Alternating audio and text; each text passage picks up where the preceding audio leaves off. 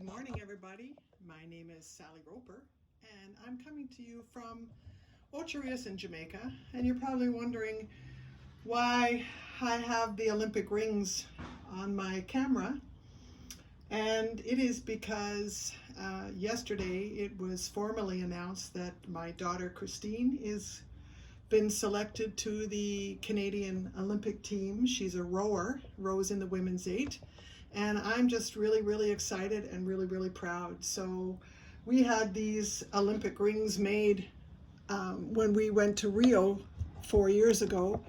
And so now I've taken them out of the archives and I have brought them out now so I can help celebrate her achievement in being a 2-time Olympian. So very excited. Our family is overjoyed. She's worked very hard, and it's just exciting. It's exciting news to share with everybody that my daughter is going to the Olympics. It's just wonderful. Anyway, the other news that I have for you is that this is a really odd setup for me. I have been doing my videos for a while now of kiln openings, and I have always done the selfie side of the camera, which is just a single lens on the front of the camera. So this time I have decided to turn the camera around and use the advantage of the fantastic camera capabilities and video capabilities of an iPhone. And so I can't see the screen at all. My head could be cut off for all I know. But I'm hoping that this is going to work, and we'll get through this kiln opening together.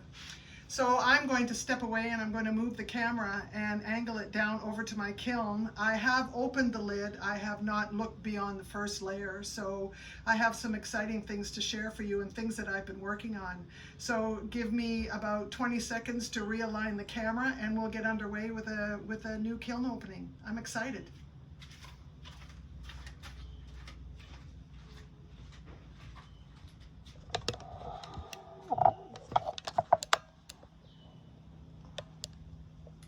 So I have opted to angle the camera down into the kiln, and you can see the top layer of goodies that I have here. I have been a dipper. For anybody who's been watching my videos over the years or over the year know that I am primarily a dipper, but I've been slowly switching over to Amico brush-on glazes, and with some interesting results. I'm still very new to this, not to dipping, but certainly to brush-on glazes. So what I have done is I have, as I always do, I take a very in-depth record of all the pots that are in my kiln, and I do whether or not I dip or I brush, how many layers, how long I dip for, but I keep a very detailed record, because it helps me in the future when I find combinations of pots that I really like. Some I don't like, some are new, some are tested, but I thought I would share this opening with you today because it is a test for me in certain glaze combinations. So the kiln has been open now. It's 100 degrees, so I think it's safe enough to be able to take the pieces out without any lasting effect. So let's get at it. Very first thing we can look at is are my witness cones. So for those of you who are familiar with what witness cones are, they're pyrometric cones that are designed to bend when the kiln reaches a certain heat work. And they're all numbered, so they bend according to the temperature that the kiln is in. So I fired my kiln. I have a Scut 1027. And I fired it on their pre-program to cone 5 medium. And this is my cone 5 witness cone. It's probably just slightly over what is optimal. They say it should hit right at where the base of the stand is. So it went a little bit beyond that, but I'm not disappointed because I'm still in cone 5. And this is cone 6 with just a very slight arc to it. So I know I've reached the temperature that I want to be at. That's very exciting. So I just hang on to that until the next firing, and then I compare it to the last one, and then I toss it. I don't need to keep them. Well, I don't need to keep them. Anyway, I'm going to start with some new things that I've been working on in the workshops and the videos and the things that I watch online, which I watch plenty. There's not much opportunity in Jamaica for instruction and camps and other sites that have pottery or other studios. So I'm pretty much on my own, so I depend a lot on online instruction, and there's several potters that I follow, and you know that I do mention them and give props and kudos and big ups to those potters. Anyway, I'll start with this one. So this one is it's an Amico. I used Sharon Hoppy's textured roller and also the design template between Jessica and Sharon. I'm not really sure whose is whose, but anyway, this is the Hummingbird plate, and I hope that I have this lined up perfectly to the camera. As I say, I can't see the screen. I have the camera backwards. So anyway, this I dipped in Amico lavender, and then I painted I believe just even one layer of indigo float on the rim, just to give it a little bit of contrast. And unfortunately, I have a very small, it's very, very, very small little hairline crack that I did not see when I was firing it. So anyway, it will be a second, but it's still quite a beautiful little plate. I made 3 of these and did them. So here's the second one of the 3, sorry. And this one I did in the Celadon marigold. I did a full dip in the marigold, and then I took poppy and I just did a layer of poppy on the rim, just so that I would have a little bit of contrast, and then to see how well a brush-on glaze worked on top of a dipping glaze. So I was testing that, and on both of these occasions, they worked out really, really, really well. So I do have a third one in this set, so I'm just going to place these here, and then it's farther down. I don't think it's too far down, but anyway. And this is, again, a little textured tray with the,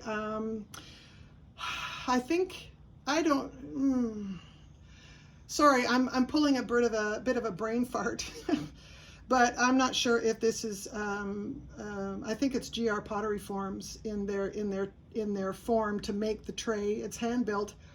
I'm a wheel person as well, so I'm a wheel thrower and I'm a dipper, and these are all hand built with brush-ons. So go figure. It's a learning process for me, and I'm happy to share my results with you. So there's the back. I do dip my pieces in wax, and I got a little overzealous when I was dipping in the wax. And so anyway, there was really not much I could do about that. I could refire the piece in a bisque and melt out the wax and then fire it all again, but I decided not to. Anyway, this is seaweed. It's 2 layers of seaweed. I was afraid to go to 3 because I didn't want it to wipe out the texture on the piece. So anyway, it's interesting. It's on B-Mix 5 clay, so it's an interesting color that it's come out more brown than green. So I will probably, next time I do this, do a 3rd layer and see what happens. And then I have these. These are pieces that I'm really known for, and I do a lot of carved and cut out work. And this is an 8-inch lamp. I do it in 3s so that when you are looking at the cutout and there's a candle on the inside glowing through, there is a solid background, so you actually get to see the design. I found that if you put a design directly across, you almost see through the piece as opposed to appreciating the design, that it takes me a long time to carve and set up. But this is done in opulence seaweed, sea spray, which is my favorite, one of my favorites. There, eggshell and sea spray are my 2 favorite glazes. So anyway, I will have a tray that will sit on, so when you put a candle inside, if the wax drips or whatever, it won't leave any residue on the table. So I hope you like that. It's nice. This is 8 inches high. I normally make them 10 inches high, which is the case with this one here. And this is in Opulence Ultra White, and pineapple is a very popular design here in Jamaica. It does mean welcome, and a lot of people will put a wooden pineapple over their front door, and I carve it into my forms. And these will have saucers that are just underneath in the next layer, so you get to see that. I have a little pinhole here, and I think I'll just leave it. It is a part of what shows that it's handmade and handcrafted. So that is that one. Let me put these aside.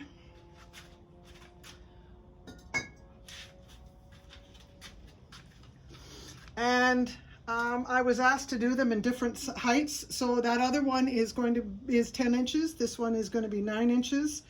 And then I have a third one, which is 8 inches. And they're going to go to a gallery in Montego Bay and hopefully be sold to somebody to carry back to wherever they come from and enjoy it on their table. Those turned out really well, and I'm really happy. So one of the things that I have done is in testing this this kiln has a lot of new combinations for me that I have been working on, and I'm scared of the flow. I do have advancer shelves. I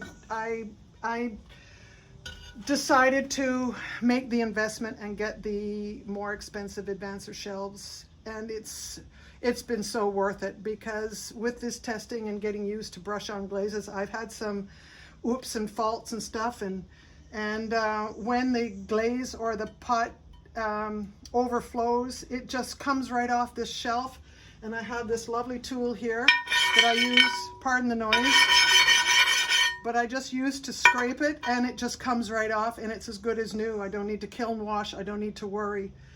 But on this occasion, I thought that I watch Vaughn Smith. He's one of the potters that I follow online on YouTube, and he's from Nova Scotia.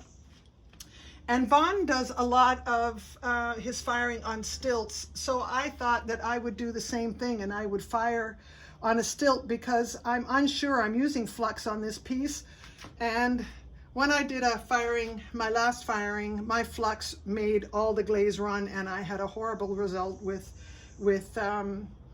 my pots running too far and sticking to the shelf. Well, not sticking to the advancer, and they're beyond salvageable. So this time I decided that I'm using combinations that I'm not sure of, so I'm going to put them on stilts. So I've used quite a bit of these stilts, and there's a little bit of a mark, but that's okay. The pot is going to sit on top of that mark. So this is this pot here is done with a textured roller. It's slab built. I was going to make it a French butter dish, which would have a lid, a butter holder that would fit on top of this, and I broke it. So I decided to go ahead and glaze this, and I would try something. So the pink in this pot is from Opulence. It's called their Cherry Blossom, and I did a dip. I did about a 2-second dip. But what I'm really pleased with is that you actually do see texture. It is an opaque. It's not a translucent glaze primarily, but I'm really glad that you can actually see some of the texture that's come through on this pot. Then I dipped it in Clayscape's, oh God, it's the purple one, Crown Heights. And I bought from Clayscape's pottery. And then I dipped it into about maybe an inch.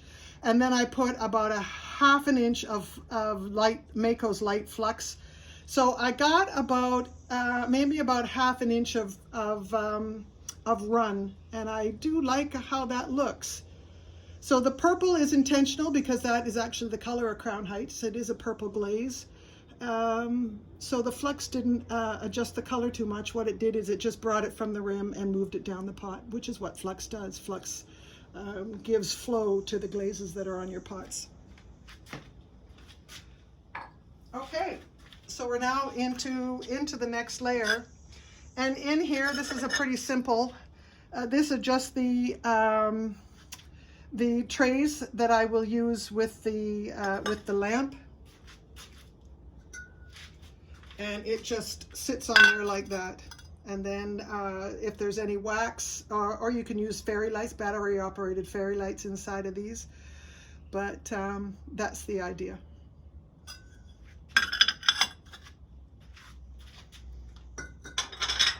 Okay, I'm going down another layer. I don't know how much, because like I said, I'm not seeing my screen.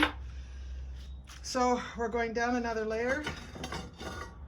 And I give my shelf a little bit of a wiggle before I lift it up to make sure that the posts are not stuck to the bottom. And they aren't. Okay. So here is the third of these three. And this is Weeping Plum. It's a dip again. And I am seeing the lavender gives me the best result of seeing the impression of the roller coming through, but this is Weeping Plum. You certainly see the hummingbird and the hibiscus flower. And this is Weeping Plum with ancient jasper on the rim. And I'm just going to check my notes because something is telling me. No, I don't think I did. I want to think that maybe I just put a little bit of flux, but I don't think I did. So this is the ancient jasper that has moved down the rim of the pot, and I really like this. So this is my test series, and I really like them. They turn out really, really well. I do like to use my glazes in combination. I have never been one just to do a single color.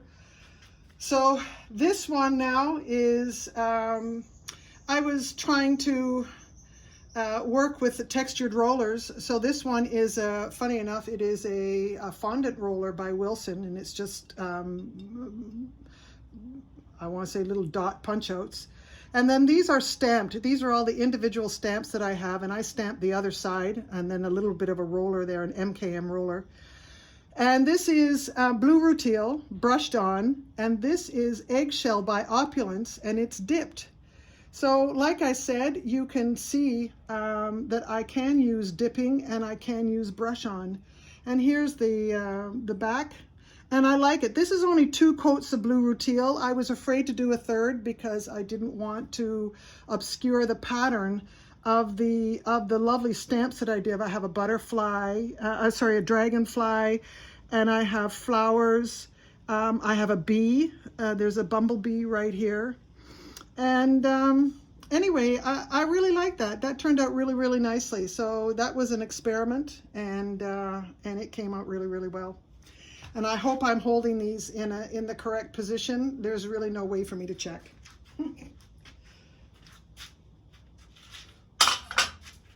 Okay, we're down. We don't have a whole lot more to go because I have some big pieces here. I was asked by a girlfriend of mine to make a replica of a bowl that she bought from me a couple of years ago. And anyway, that's in here, and I actually made one, and then I didn't like how the glaze came out, and I refired it. So the refired one is on the next layer, but let me just show this one to you. This has turned out perfect. So this is Opulence Smoky Mountain Mist. It is a semi-matte glaze. And it breaks with green. There's a little bit of gloss in the green. I love how it breaks over where I've carved it. It shows up that really, really nicely. And then on the back side, and there's the signature that I use on the bottom of all my pots. When I get a commission piece, I always autograph commission pieces. Sometimes I stamp non-commission pieces, but my signature is always on the commission piece.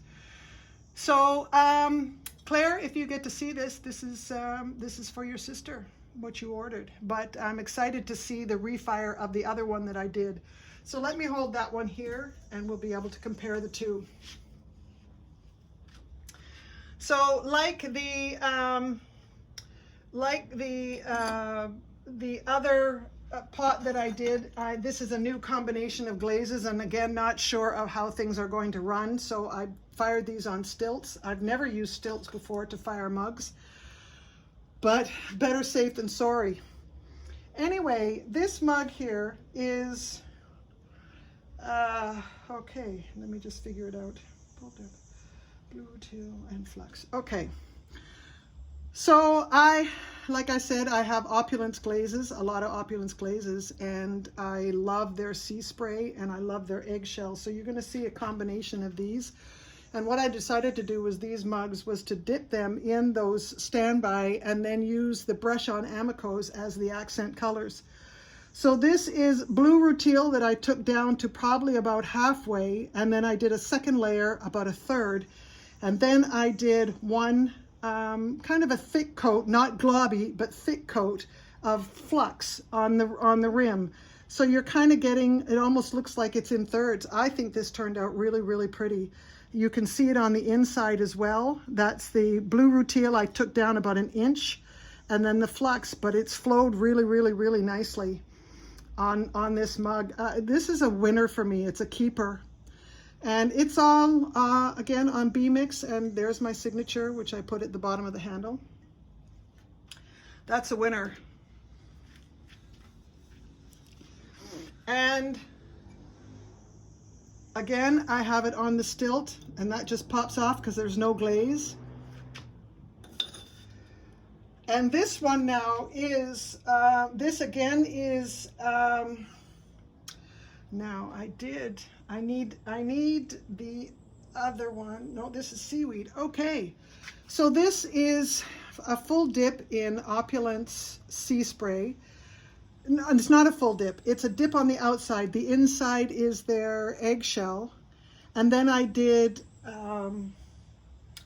seaweed on the outside, and I did it again about halfway down, and then a second layer 1/3 of the way down. I didn't use any flux, but I just like the subtle change. The seaweed works very nicely with the Opulence Sea Spray. Yeah, so that's a good one. And this is the same. I did 2 mugs the same. Again, I used the stilts just in case there was some run. Seaweed is supposed to be a very runny glaze, and I didn't want it to run too far and then stick to the shelf or ruin the bottom of the pot, and it didn't. So it was better safe than sorry, and it just might be my mantra from now on. Anyway, this has eggshell on the inside. So those 3 turned out exactly as I intended, which is probably the mantra for a good potter, is that you actually get pieces that come out how you intend them to. Now this is a test cup, and I will get back to that in a little bit. This is the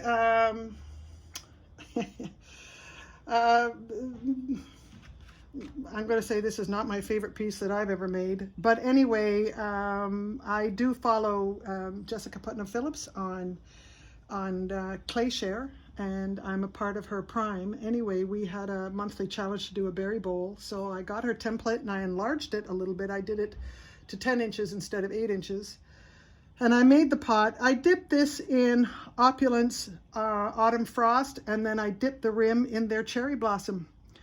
And I used some of the silicone molds to make these butterflies, and it also gives me what's called like a pearl necklace chain. So I added those details to this, and it was actually kind of nice because when I dipped it into the cherry blossom on the rim, I just went to there, and it worked out really, really well, and it held. So this is Opulence Autumn Frost with Opulence Cherry Blossom on top. Not a bad combination. Not my favorite, but not bad.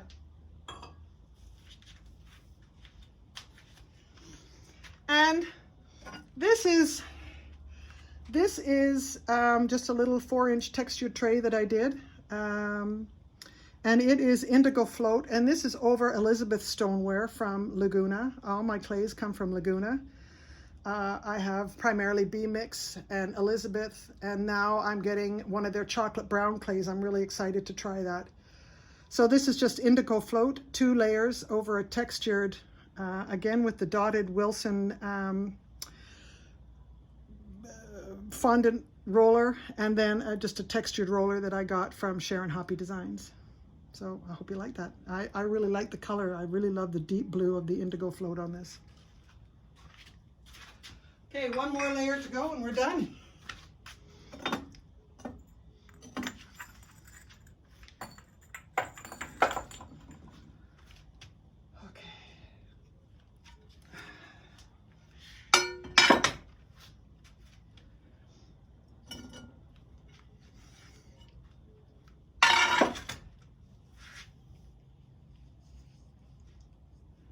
Okay. Again, I fired these on stilts, so let's just see what's going on here. Okay. This is, never done this combination before, very interesting. This is Opulence Eggshell with their Autumn Frost on the outside, and their Autumn Frost is this color here, this brownie color, and look how it broke. And why do I think I might have just done a little bit of cherry blossom on the rim? You know, I think that's probably what I did. Isn't it funny? It was just 2 days ago and I can't remember what I did. Full dip in eggshell, and then I did a dip into Autumn Frost, and then I just dipped the rim into cherry blossom. And I like how that's come out. I have 2 of those. So they've come out really, really, really nicely.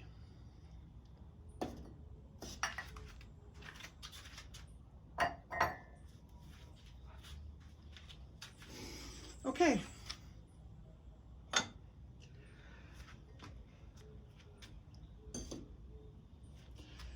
This is Opulence Sea Spray, and it is Autumn Frost dipped on the outside to maybe about halfway. So I did get a little bit of flow, not a whole lot, but just a little bit. There it looks on the inside. I think that's really, really lovely. It's a very nice combination. So that's Opulence Sea Spray with Autumn Frost. And I have 2 of them. So they turned out really, really nicely.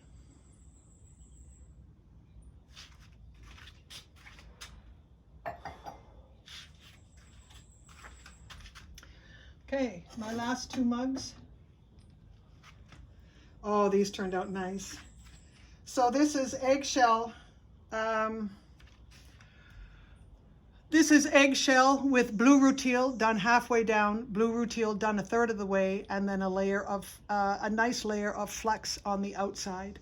And you can see how the flux has broken and given me a really lovely drip and pattern. So that's turned out really, really nicely. And I have 2 of them. I always like to make things in pairs.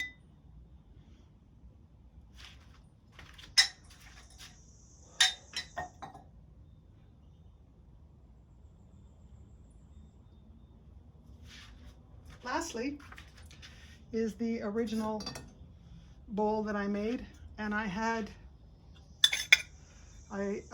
some glazing issues. I had some crazing and cracking on the inside, so all I did was just brush a little bit more on, and I did a refire, and all of the mistakes are gone. So that's just a win-win on a refire. So here's the original and here's the remake.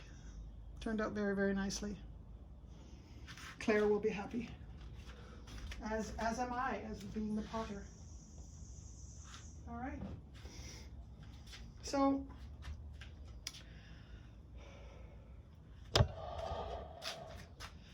So there you have all the pieces that I made and took out of this kiln. I want to thank you all very much for watching.